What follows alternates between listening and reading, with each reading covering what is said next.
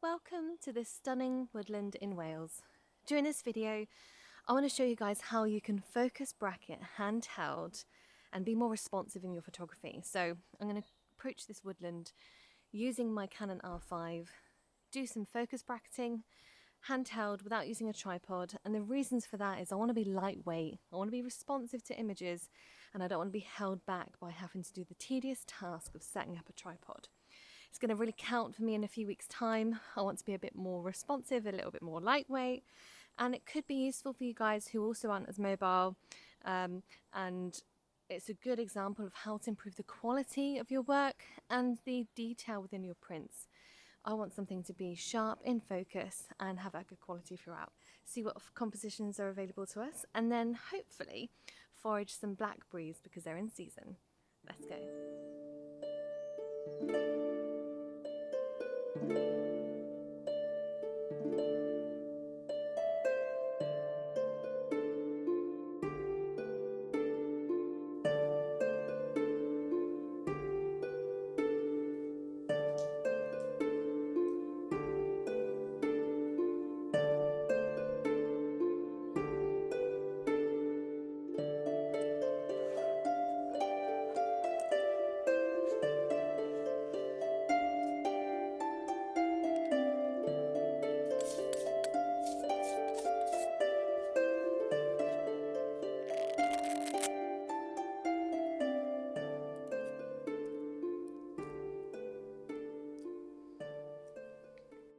So I turn my polarizer using these little turning dials here.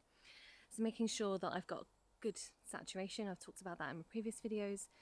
And then using the focus bracketing with the Canon R5, you can do this automatically. So I'll go through those settings with you now. In the menu settings, select focus bracketing and enable. Select the number of images you want the camera to take, and it will work it out for you as well, because it will focus up to infinity. For landscapes, I'd select between 5 and 10, and the camera may only take 3 shots. The focus increment is the focus shift between each exposure, and you would increase this with larger aperture values. I've left this at full with the exposure blending enabled. I'm looking at the uniformity of the trees. I like how you have these stacks running through the forest, and it's the perfect example to try and test focus bracketing in this woodland. So you have the moss, this kind of luminescent moss in the foreground. You've got these pine trees stacked together, and in the foreground you've got a mix of saplings and other woodland. So you want the foreground to be in focus, the middle ground to be in focus, and the foreground to be in focus. This focusing bracketing technique is really useful. I'll talk you through a couple of things that are quite important to make sure you get the right settings. The first being, make sure you have autofocus on and image stabilization on. That way you've got the lens stabilizing you, you've got the IBIS in-camera stabilization within the Canon R5 stabilizing you. So as you're taking your shot, any slight movement, those two components are really going to help you. I have my polarizer on to help, and that's it. It's just a matter of taking the image. So I've got my settings all ready. I'm going to pan this across so you can see the lens take the images in different sequence, and then that's your focus bracketed image taken. So I'm quite surprised at how quick and easy that was to take my camera out the bag, frame up a composition and shoot. And I think that's going to be really helpful for me with time to come. But the question is, in the editing process, as to whether or not that translates. Let's keep scouting out some more compositions and throw these into Photoshop later.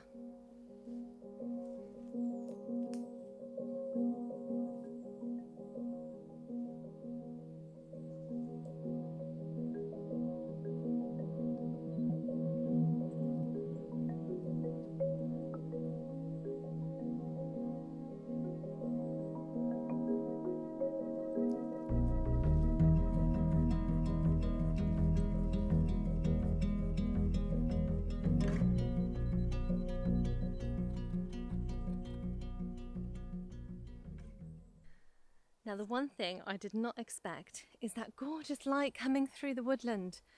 It was a grey overcast day, and the light dappling through has really helped this composition. I think it's going to be a good one, hopefully, but we'll only know until we get back into editing later. But let's keep looking through the forest. I want to stay nimble, stay lightweight, keep going and see what else there is. I'm sure there's more compositions here that I can experiment with using this new focus bracketing lightweight approach, but not do that too much, otherwise I might break another camera. Right.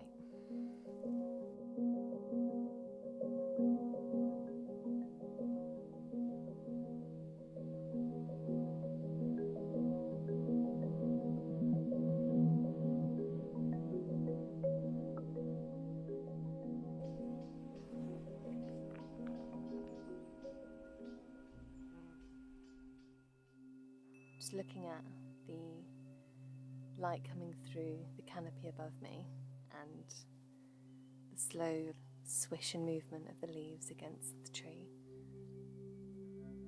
I can hear a sound of an eagle in the distance.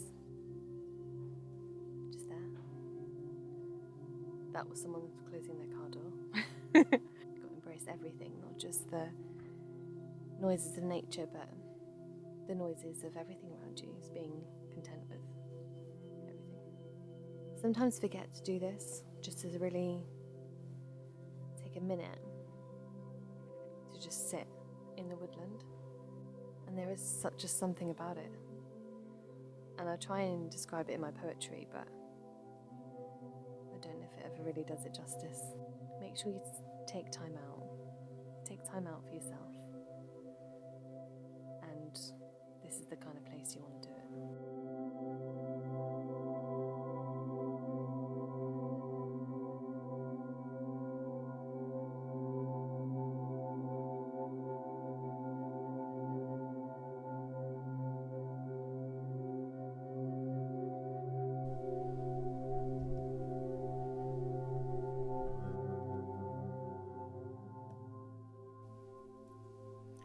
There are some good ones here. Try and look for the ones that look the fullest. For example, this one. It's really juicy. I've got a good little collection going so far. We've got some gorgeous golden light coming through. Looks like the sun's setting soon.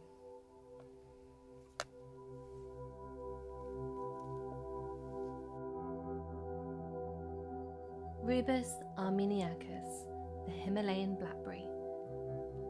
These glistening jewels are coming home with me alongside some blackberry leaves for a forest tea. Packed full of nutrients and vitamins dating back in our history almost 2,500 years ago. So let's make some delicious blackberry flapjacks with our foraged collection.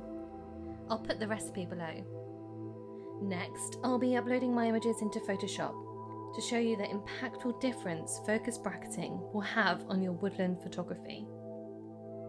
Whether you focus bracket handheld like I have, or you use a tripod, the results are incomparable, and this is something I'll be taking forwards in my woodland photography. Next, as promised, a whistle-stop tour as to how to edit these images in Photoshop. So I sync all the images together, I edit one, making sure they're all the same. Edit them up in Photoshop as layers. Looking at the images, you can really see the difference. So by putting the images and layers together, showing you what you can view, you can really see that there is a lot of softness in the background. So I do really want that sharpness throughout to get that good detail. Select all your images. Go to Edit and Auto Align Layers, click OK. Same again into Auto Blend and Stack Images. Photoshop will just do its thing and it will churn out an image and guess which parts need to be stacked for focus. I then just go through, quality check and make sure no bits have been missed. You can then use a brush to go back through the masking and correct any parts that Photoshop might not have done so well. But I'm pretty happy and I think I can crop out most of the issues. So I'm going to do a 16:9 and then spend the last section of the image just touching up, doing a little bit of spot removal, Sometimes I do a little bit of dodging and burning, but I'm pretty happy with the light that's coming through here. But let me know what you think in the comments below.